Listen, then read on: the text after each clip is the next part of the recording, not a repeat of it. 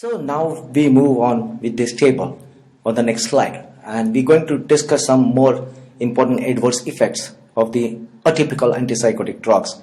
Once again, to remind you, look at the first row, the drugs: clozapine, olanzapine, risperidone, aripiprazole, quetiapine, and ziprasidone. We start with the first row. The first adverse effect here we are discussing is TD, that's tardive dyskinesia. And from whatever discussions we had earlier, managing the extrapyramidal reactions due to the atypical antipsychotics, if you remember, clozapine was the drug which was chosen to treat a patient who is coming with tardive dyskinesia. It's not going to treat tardive dyskinesia. Remember, the patient was an older antipsychotic agent. You stop the older antipsychotic agent because the patient got tardive dyskinesia, and now you put him on clozapine because clozapine is going to produce least tardive dyskinesia. So that's the drug of choice after years of treatment with the older antipsychotic agent. And when you want to replace and when you want to go for a newer antipsychotic agent, clozapine is chosen. So tardive dyskinesia is less. How much less? 1 plus, 2 plus, 3 plus. So it's least. With olanzapine also it is less. With risperidone is also less. And with aripiprazole, quetiapine, ziprasidone, with everything, tardive dyskinesia is less. So once again, to revise, this was the most important advantage of the atypical antipsychotic drugs, that the extrapyramidal reactions in the form of tardive dyskinesia is less. And in general, I am discussing the extrapyramidal reactions, extrapyramidal symptoms, and especially when we think of Parkinson, with clozapine and olanzapine, EPS, extrapyramidal symptoms are less. With risperidone also it's less, but why it's red? It's red because EPS can be produced by risperidone if you use risperidone in a larger dose. And what is that larger dose? If you use it in the dose of more than 6 milligrams per day, this is per day, more than 6 milligrams per day, then it can lead to extrapyramidal symptoms. Otherwise, it's not known in a small dose. With aripiprazole, quetiapine, and ziprasidone also, the extrapyramidal symptoms are obviously less. Then there are some variable adverse effects on the next arrow. For example, clozapine and olanzapine, they are diabetogenic drugs, and they are known to affect the glucose tolerance, whereas risperidone is known to precipitate stroke in elderly patients. With aripiprazole, diabetes is less, and the prolongation of QT, this prolongation of QT interval is less. Why this QT is coming in here? Because if you go to the last column, with ziprasidone is a potent drug which is going to prolong the QT interval and lead to cardiac arrhythmias. So we are comparing, when we are writing QT, we are comparing with the ziprasidone, and with aripiprazole, the QT interval prolongation is much less. Diabetes is also less. With quetiapine also, diabetes is much less. So on this particular slide, on this particular row, ziprasidone is to be remembered for prolonging the QT interval and precipitating cardiac arrhythmias. Risperidone is to be remembered for precipitating stroke in elderly patients, and clozapine, olanzapine to be remembered for being diabetogenic. We go to the next row, and next row is regarding sedation. And this sedation is concerned with H1 blockade, that's going to produce sedation. It's concerned with 5-HT blockade, that also leads to sedation. And the third receptor which is going to produce sedation is the dopaminergic receptors. So if you look at this particular row, sedation 3 plus with clozapine and 2 plus with risperidone, much more with quetiapine. Look at this, sedation plus 4 plus. Quetiapine is the most sedative of the atypical antipsychotic drugs. And on the background of all the reds, look at aripiprazole. Sedation is just plus minus. It's not a very sedative atypical antipsychotic drug. So aripiprazole is quite a good agent. Clozapine produces anticholinergic effects. Olanzapine produces anticholinergic effects, whereas with risperidone, these effects are less, and we're not at all mentioning the anticholinergic effects with aripiprazole, ziprasidone, and quetiapine. It means there's very least liability of muscarinic blockade. Whereas clozapine has got an atypical side effect. Look at this. This is anticholinergic adverse effect. This should produce dryness of mouth, but only as far as this issue is concerned, clozapine is known to precipitate salivation. It's a paradoxical effect. So remember about clozapine. Clozapine is known to precipitate hypersalivation or excess salivation. Olanzapine, anticholinergic effects 2 plus, so it's dryness and constipation. and with other drugs, the anticholinergic effects are less. Lastly, quetiapine is known to precipitate cataract in a number of patients. So I think with these two slides, we have revised the adverse effects of the atypical antipsychotic drugs. We move on to the next slide, and next slide is showing you some important mechanisms and some important uses of all these 6 drugs. Look at this: clozapine, olanzapine, risperidone, aripiprazole, quetiapine, and ziprasidone. And in the first view, I want you to appreciate, look at aripiprazole. Everything is blue. Everything is blue for aripiprazole. It's showing it's supposed to be the best drug, and it's got so many advantages. Let's start with aripiprazole. The half-life is long, that's 3 days. It affects the D4 receptors more, and it's called the dopamine 5-hydroxytryptamine stabilizer. Because it's got a novel mechanism of action, it's a partial agonist at D2 and 5-HT1A receptor, and it's antagonist at 5-HT2A receptor. It's useful also in mania and managing the bipolar disorder, and it's got the very superior adverse effect profile. If you come to the second row to compare the other drugs, clozapine got more action on the D4 receptor, which I have made it bold, plus 5-HT2 receptors. Olanzapine acts more on D2 and 5-HT2 receptors. Risperidone acts on D2 and 5-HT receptors. Quetiapine 5-HT2 and low action on D2 receptors. And ziprasidone D2 and 5-HT2A2C. I want to spend you a little time on this particular row. Look at this: D2, D2, D2, D2, and for clozapine, it's D4. Something is coming to your mind. Look at this: clozapine doesn't act much on the D2 receptor, and this could be the reason it precipitates least tardive dyskinesia, as we discussed on the earlier slide. Clozapine has got a weak D2 action, the next row.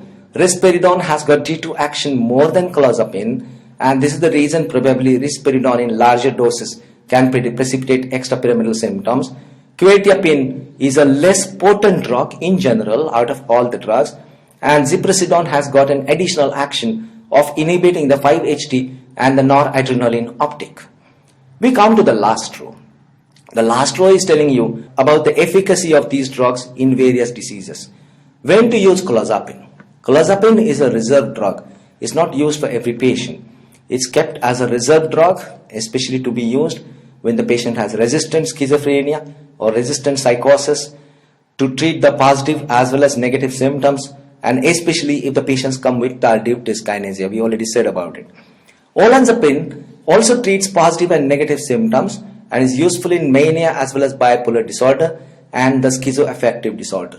Risperidone has got a broad efficacy, and it's a safer atypical antipsychotic drugs. Aripiprazole has got superior adverse effect profile, we already said, and it's useful in mania and bipolar disorder. Quetiapine is especially useful to treat negative symptoms of schizophrenia, and is also useful in mania and bipolar disorder.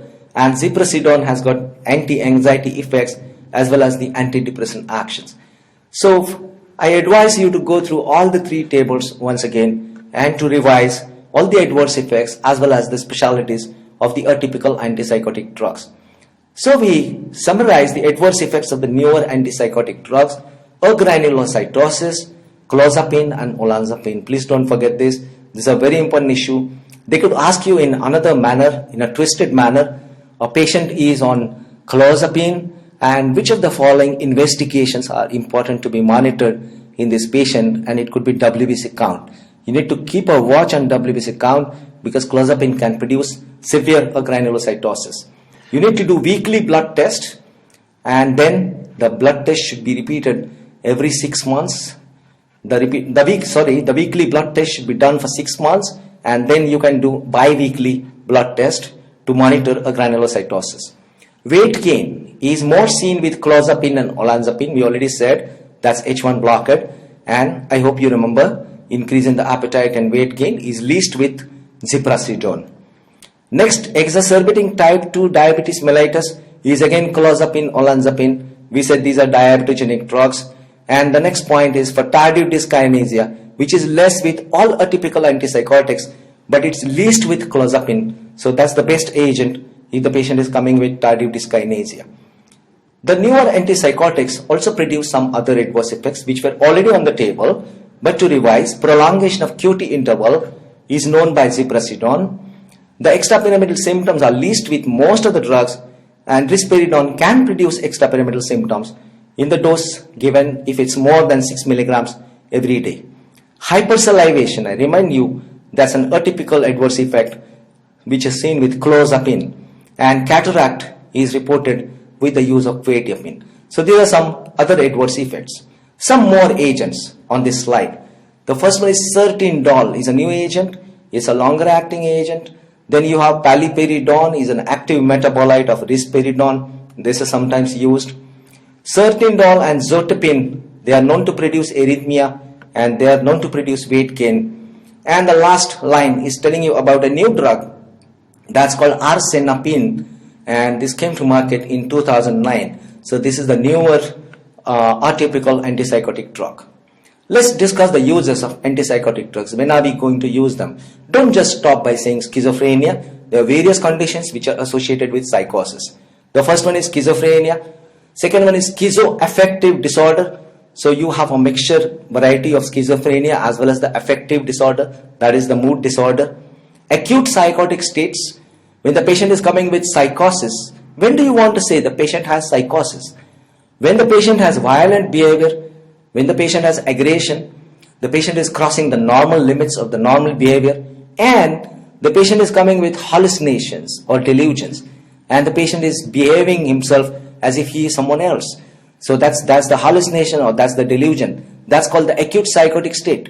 You don't know what's the diagnosis of this patient. The patient has been brought to your consulting room or the emergency room, and you see this type of a behavior. You just say it is psychosis. It's acute psychosis. You can use an antipsychotic drug. Manic phase of bipolar disorder, that's haloperidol and chlorpromazine. This is to be used if the patient is coming with acute mania, a patient with bipolar disorder. Then the psychotic states in Tourette, Alzheimer, as well as the psychotic depression. So these are all various conditions in which antipsychotics could be used. Other uses of antipsychotics is bringing you back to drugs like chlorpromazine, because it's got many more actions. So why not take advantage of those actions? Number one, prochlorperazine is used as antiemetic. Promethazine, which is an antihistamine, but is a drug from this group, that's phenothiazine, is used for severe pruritus, that is itching. Promethazine is also used for pre-anesthetic medication and is also used to stop the post-operative vomiting. So look at promethazine, all the three lines, three important uses: pruritus as pre-anesthetic medication and for post-operative vomiting. I remind you of your general anesthetics, intravenous anesthetics. Droperidol is a drug from antipsychotic, is combined with fentanyl for neurolept anesthesia or neurolept analgesia. And last, very atypical use is for chlorpromazine. If a patient comes with intractable hiccough, chlorpromazine is the drug of choice to treat this intractable hiccough. So I've given a different color. Please remember this. This is an important issue. Intractable hiccough.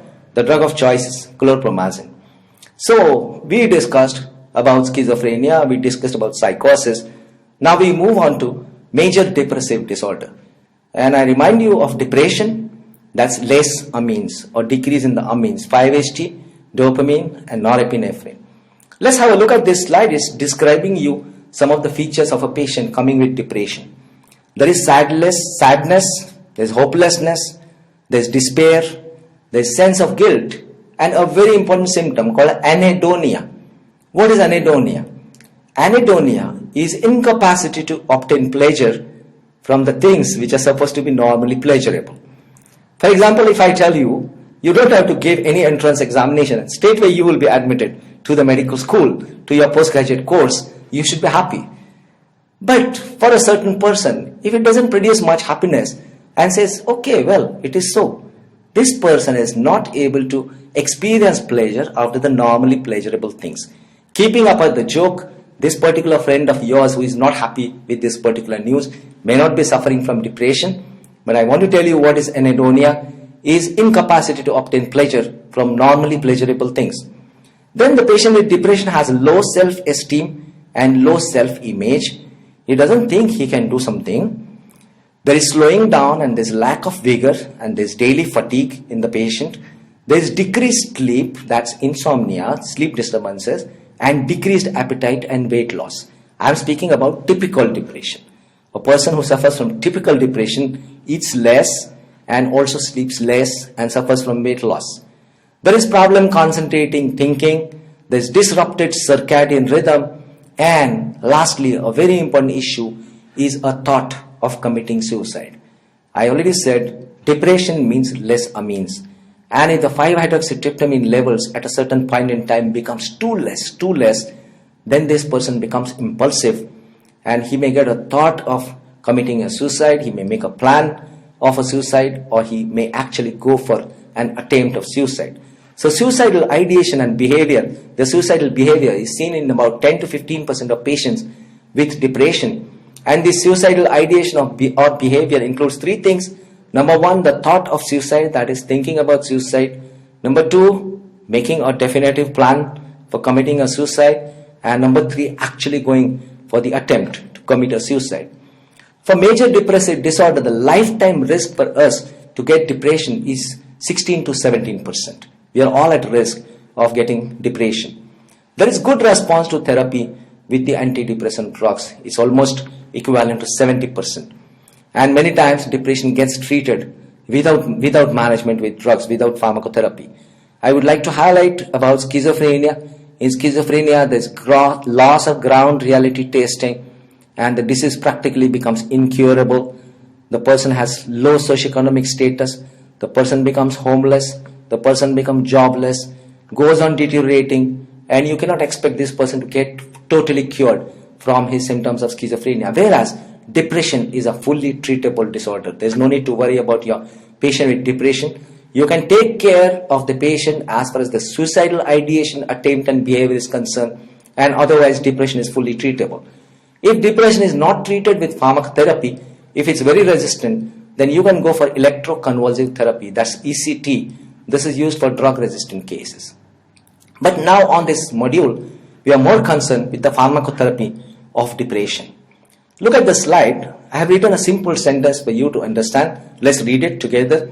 Whereas schizophrenia, mania, or elation is thought to be due to increased amines, depression is thought to be due to exactly opposite phenomenon, and that's decreased amine transmission in the brain, mainly norepinephrine and 5-hydroxytryptamine. This is what I've been saying right from the beginning of this module. So it's totally opposite way of management. In schizophrenia, you had increased amines, and we tried to use the drugs which will block the amine receptors, dopaminergic blocking agents and 5-HT blocking agents. In depression, we have decreased amines, so we want to increase the amines and we have to facilitate the amine transmission. That's the aim of treatment of depression. So there are two important amines in discussion, that's norepinephrine and 5-HT. And let's see how we can increase the amine transmission. The common mechanism of action for all antidepressant drugs is to inhibit the reuptake or the uptake of amine, that's the neurotransmitter, either norepinephrine or 5-hydroxytryptamine. I hope you are getting me. To inhibit the reuptake of amine, if you inhibit the reuptake, the amine which is going back to the nerve terminal, if you stop it, then more amine is going to be available at the receptor site, and this is going to fill up the deficiency. So the neurotransmitter is concentrated and is available for action on the postsynaptic receptor to fill up the deficiency of the amine. I have drawn a picture for you. Look at the slide. This is the presynaptic membrane. The presynaptic membrane, presynaptic coming before synapse. So it's presynaptic.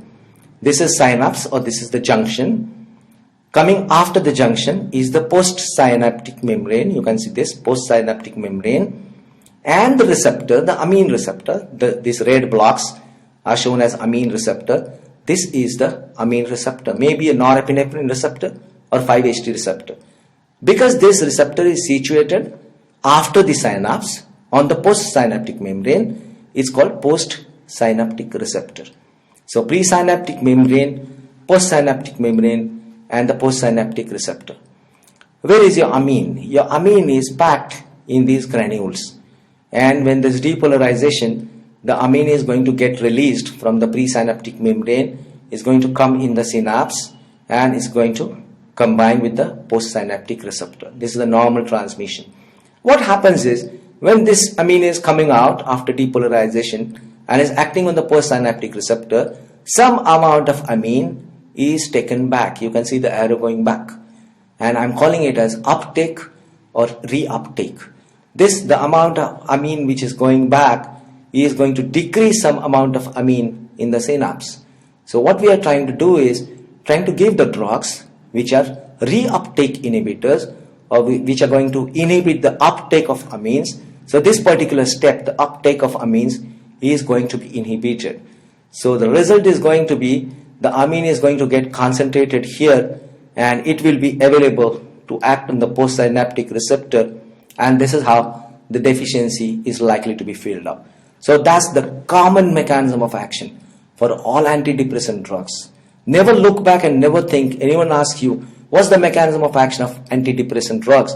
It's to inhibit the reuptake and to increase the norepinephrine or 5-HT at the postsynaptic receptor. Antidepressant, based on the mechanism of action, we are going to classify them into various groups. Number one is called tricyclic antidepressants. The name was given to them based on their structure, so it was called tricyclic antidepressants. What do? They produce non-specific inhibition of amine reuptake. They are not specific for any particular neurotransmitter. It's a non-specific inhibition of norepinephrine and or 5-hydroxytryptamine, that's serotonin. The second group of agents, which is most frequently used now, is called selective serotonin reuptake inhibitors. You look at the alphabets starting each word SSRI, selective serotonin reuptake inhibitors. The name itself is self-explanatory. These drugs inhibit the reuptake and they selectively inhibit the reuptake of serotonin. So they are selective for serotonin, whereas the TCAs, tricyclic antidepressants, we had to produce non-specific inhibition of norepinephrine and or 5-HT. We go to the next group of drugs, and it's called selective serotonin and norepinephrine reuptake inhibitors. Between all the amines, these drugs are selective for serotonin as well as norepinephrine. Whereas TCAs were producing non-specific inhibition, these drugs are specific for the reuptake of serotonin as well as norepinephrine. So looking at the alphabets of the words selective serotonin and norepinephrine reuptake inhibitors, that's SSNRI. The next group of drugs, we're trying to inhibit the breakdown of amines, and you know there's an important enzyme, monoamine oxidase, which is going to break down the amines. So if you could inhibit the enzyme monoamine oxidase, you could concentrate some amount of amine. So they are monoamine oxidase inhibitors, or MAOI standing for inhibition, and they inhibit the monoamine oxidase and inhibit the breakdown of amines. The next group is the reversible inhibitors of MAO-A, selectively inhibiting the MAO-A, monoamine oxidase A, and they are also called as RIMAs. RIMA, the R stands for reversible. So they are reversible inhibitors of MAO-A. Reversible and selective inhibitors of MAO-A is a new agent, it's called moclobemide. Lastly, there are agents which are called atypical agents. They have got various mechanisms, mixed mechanisms, and that's why we cannot put them in one of these groups, and that's why I'm putting them separately, calling them as atypical agents. So that's bupropion, trazodone, mirtazapine, and many other agents which we are going to discuss in the subsequent discussion.